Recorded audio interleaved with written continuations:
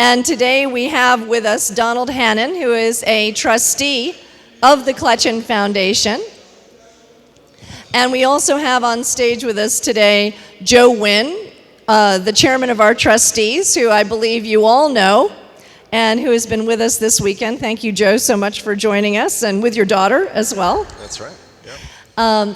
And Joe is both an alum and a parent at Babson, so he is an incredibly hardworking chairman of our trustees, and has been enormously supportive and helpful to me during my beginning of my time at Babson.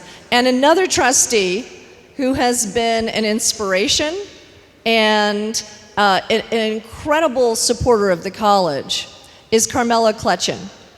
Carmela Kletjian is the head of the Kletjian Foundation. Her husband was a Babson alum, and Carmela had begun work as far back as 2012, I believe, with President Schlesinger, my predecessor, on envisioning this concept of making global surgery a new academic discipline. And many of you probably are aware of the work of any number of doctors, both in the US and elsewhere, who travel to areas that have been struck by disaster, or who simply are to areas that are underserved around the world in order to perform surgery on people who desperately need it. And it might be following an earthquake, or it might simply be making available surgeries to people who would normally never be able to see a doctor.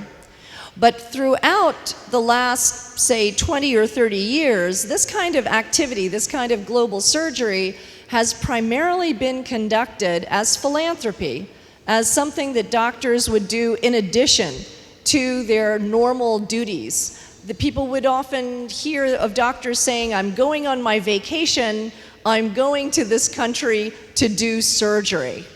And Carmela's vision was that this isn't something you do extra, that access to surgery is actually something that people throughout the world should have all the time, and that people locally should be able to deliver these services. And I was so inspired by the vision yesterday that we heard from Catalina, and also that I was hearing from Raquel Galinsky at our table last night, about how important it is to deliver the highest quality medical services, including surgery, to people regardless of their ability to pay.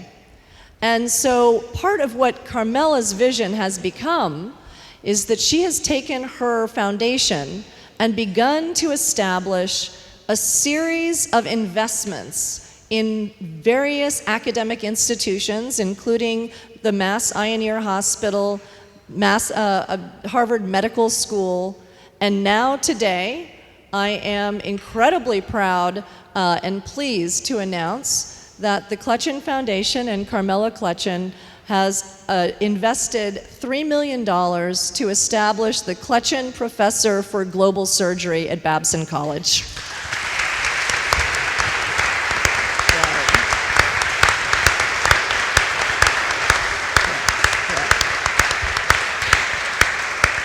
And so some of you may be wondering, what do we do with global surgery? Well, Carmela has the vision, and her husband had the vision, that a business school, especially a school like Babson, that is interested in entrepreneurial thought and action, has something to contribute to every discipline.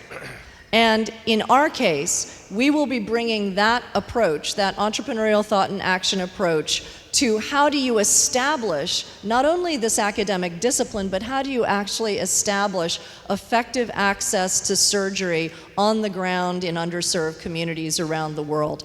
And so I've invited Donald to come here and talk to us a little bit about the vision of the foundation in establishing this chair at Babson, some of the steps that we've already taken together since 2013, and also to have Joe here to express our gratitude to the foundation and to have his vision for how we will begin to work more in this very exciting field of global health.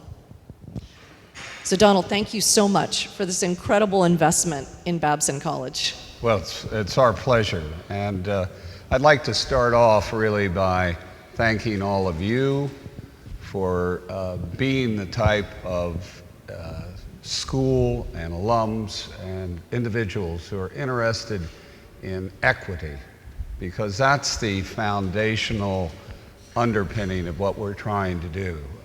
I remember in the remarks last night, and what I felt throughout this is the understanding that people who by birth and chance end up poor are individuals who deserve all the services and human rights that I have been blessed with just by the accident of birth to be in the United States and have access to these things. So to Joe, to President Healey, and to all of you, we chose this because of your sensibility and understanding of that foundationally as human beings, as well as great entrepreneurs who will be bringing that for generations to come. So thank you, Donald. This is not the Kletjian Foundation's first investment in Babson College. This is actually the second one.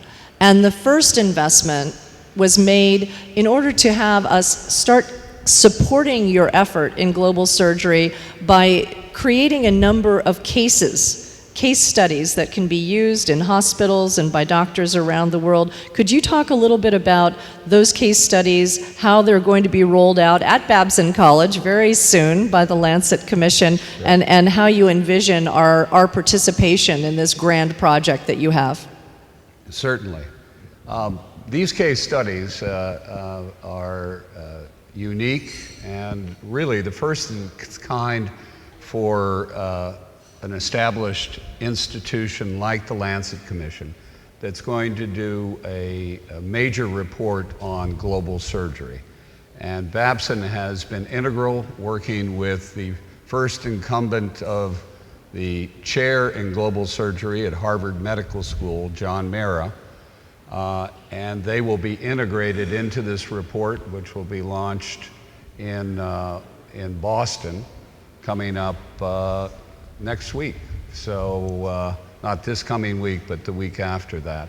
And it's a wonderful partnership utilizing the skill sets that Babson is on the cutting edge of doing kind of bottom-up studies of healthcare needs, particularly in the global arena, and bringing those to the report. And it'll be our first partnership of what I hope to be many.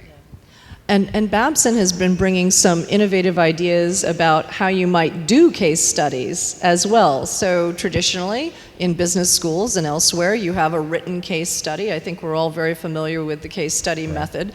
But Babson has brought something new to it. We actually have now video case studies, one in Mongolia and elsewhere. Yes, indeed. And the video case study in these instances allow a different sort of understanding and access of the challenges of what is being done already in the arena. And Babson has through this early partnership brought those case studies to bear upon what is the most major report in global surgery ever presented, and we're very grateful. Well, our professor Marty Anderson has been traveling the globe and pioneering this new method of getting a case study expressed using video as well as written work. So we're really excited that our collaboration with you has also allowed us to innovate in one of the most sort of standard forms of business school education. So Joe, would you like to talk about this opportunity in Babson? Sure. I think this is an outstanding example of trusteeship and governance at its very best. Carmela's been a terrific trustee. Her husband was a terrific trustee. And on behalf of Carlos and Martha and trustee alums like Greg, I just want to express the appreciation to the foundation and to Carmela especially for everything she's done. This is also an example, and if you look into the history of the Kletjian family, this is an example of a family business and how a family business in the spirit of a founder can live beyond the sale of that business, similar to what Bobby was talking about yesterday. And this foundation is in fact the use of that wealth for social value creation. And we are very pleased that Steve was a member of our community. Carmela has become a member of our community, and I think we're going to be doing some great things together. So. One of the things that interests me about this particular project is that it is something that was developed through the passion of our alumni and our trustees, and it wasn't something that would have been naturally bubbling up from our community necessarily. It was a bold new idea that was brought to us for incubation. And we've been spending time on it. We've been trying to think about how might we contribute, how can we advance your goals. And when I think about all of the things that all of you are involved in, I'd like to encourage you not to say, well, Babson wouldn't be interested in this. I think Babson is interested in what you're interested in. And we can bring our perspective to how to advance whatever your goals are in your businesses. And we're very grateful in particular that you've allowed us now to start developing an expertise in global health. Well, what we found in delivering a fairly thorough examination of delivering healthcare equity is you need sustainability. And a lot of the frustration has been involvement in these sort of situations globally in which people would come with resources and ideas, and then they would leave. And two things of many that are wonderful about our partnership with Babson, but about businesses, is the ability to bring new ideas, profitability, and sustainability to the communities in which we are attempting to bring this.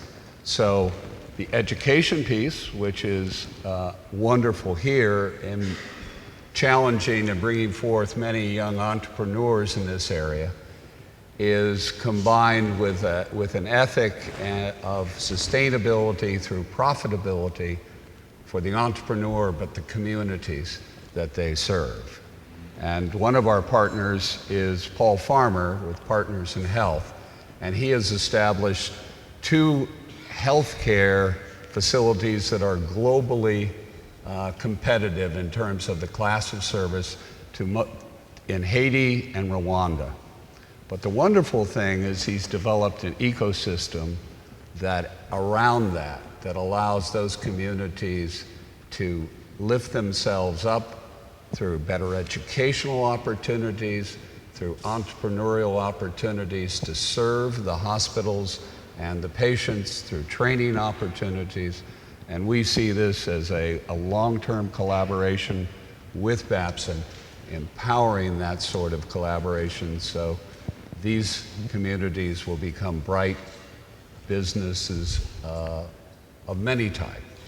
And I have to say, when I listen to Paul Farmer and some of the wonderful other partners who you have already involved in this collaboration, first of all, I'm so honored to be at the table and to have Babson at the table with them.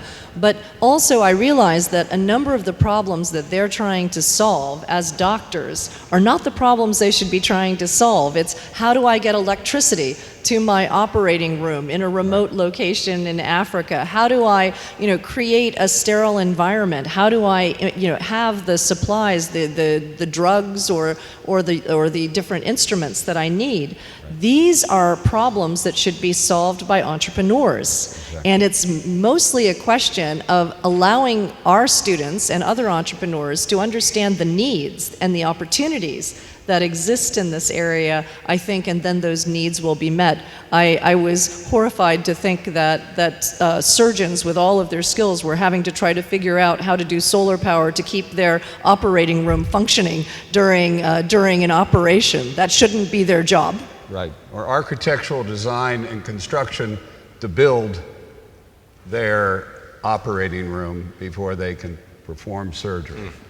So Paul has become an architect, a builder, and there are two things that we would like to take off his plate by involving creative and much more skilled entrepreneurs like yourself. And could I add just one quick thing? The idea of global surgery just has seemed so daunting when you have 4.8 billion people in the world who have no access to surgery. And the horrible thing was that even with these state-of-art facilities, without hospitals in Haiti and Rwanda, without surgical procedures and the availability of that, as well as local healthcare workers and communities, you would get people well and then send them home to die because a simple surgical procedure was unavailable. And that will no longer be the case through entrepreneurial collaboration and education of both doctors and entrepreneurs who have an interest in equity and in making communities sustainable. And we're here to be a long-term partner with Babson in that. And if I may end with at least a note that the whole Ebola crisis could have been avoided had there been surgical procedures in terms of sterility and gloves at hand. And that is not only something that devastated and killed so many people, but as all of you as entrepreneurs know, the economic impact of a developing country in New Guinea or Liberia and Sierra Leone was devastated and will be for years to come for just cleanliness, sanitation, and good surgical procedures. So we're so pleased to be working with you and training, and I've talked to so many wonderful people here who are already doing this work, and we were going to partner individually as well as educationally with Babson, with those individuals for years to come as well. That's wonderful. Thank you so much for your commitment and your belief in Babson, and we are enormously grateful to you and Carmela and the entire foundation. Thank you.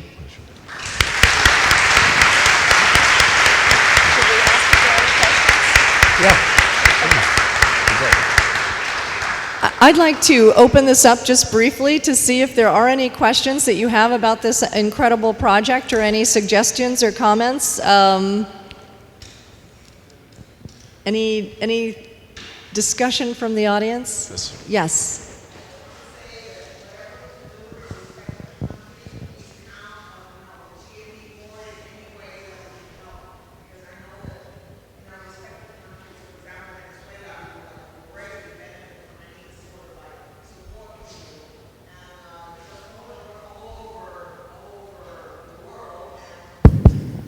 We're ready to help, so we're here if you need us. Thank you.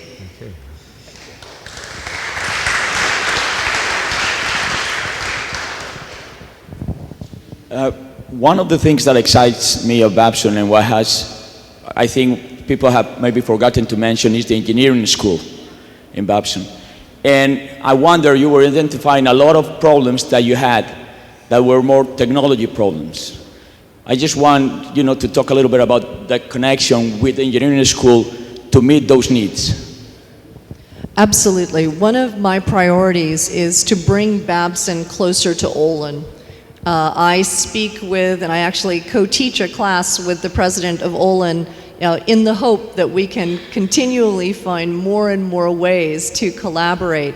And just recently he reached out to me about the possibility perhaps of sharing a makerspace and building a space where Babson and students and Olin students could begin building and creating things together, a common incubation space attached to that.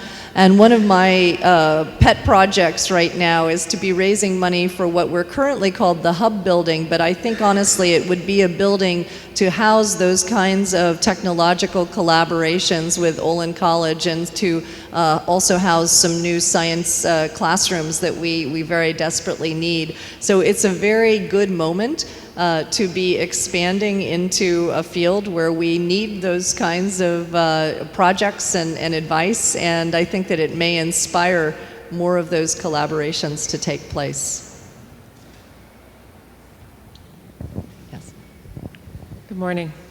I'm just curious about what you consider the largest challenge to be. Obviously, there seems to be a lot of obstacles. Would you say it's the availability of information, actually building the surgical space, or getting surgeons to the right location? What do you see as one of the number one challenges? We see, I think, three major challenges to simplify it. One is we're approaching it first from the training aspect, in which in establishing a chair here at Babson, at the Massachusetts Eye and Ear, and also at the Harvard Medical School, is that young people today have a great passion for global health equity and global surgery. So the first is the training aspect that we're engaging in. The second is indigenous sustainability. And there is that we want to build up capacity within the countries, both in terms of future training for people who will be building their own healthcare systems there. So this is a partnership. These partnerships are not only here at Babson, but are globally. So we want the surgeons to begin to be trained, educated, and the facilities built within the countries themselves. And the third greatest challenge is to develop partnerships with the ministers of health in the various areas, to have the countries themselves begin to put more and more of their GDP and interest and assets into these healthcare systems, and for it to become their systems of which we are partners, helping to train, educate, build businesses within those communities to enable sustainability. So unless we do this systematically, I say three, they all fail. But if we engage the proper training and institutions, this can succeed. So. And the training and capacity building on a local level is incredibly challenging. Someone recently told me, who's been working in Liberia with women's health, that there is exactly one gynecologist left, one obstetrician left in Liberia right now, for an entire country. So while we're talking about these as challenges, they're huge challenges. They're not small challenges. And in the wake of Ebola, most of the healthcare personnel in the affected countries have actually been wiped out. Right. We've made there have been great advances made in infant mortality and death of mothers at childbirth in many areas. So this has been, I think, the first surgical challenge that has been underway. But as Kerry said, you have a disease like this, it wipes out not only the African economy, but what was once a shining example of that. We have one surviving gynecologist in the whole country now. So quite a challenge that we're facing here. But I am so grateful to be part of this mission with you. Wow. And I think that many, many members of our extended Babson community are deeply interested in these issues, and now they will have a home, and we look forward to bringing them all together to assist in this project. Thank you so much. Wonderful. Thank you. Thanks, Joe. Nice to meet you. Good to meet you. Congratulations. Thank you so much.